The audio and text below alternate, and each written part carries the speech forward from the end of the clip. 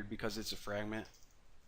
So bottom picture fragment, of course, and the method is get support fragment manager, and then you need to find fragment by ID, and of course, since it's a resource ID, and fragment 2, I believe it was.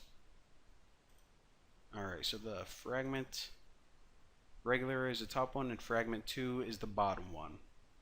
So now that we have a reference to that bottom fragment, what we can do is we can actually bottom fragment, and that was set meme text. Now we just have to pass in top and bottom, which is what the user typed in.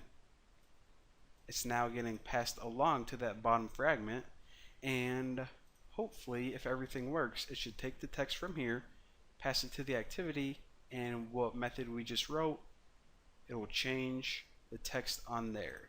So let's just go.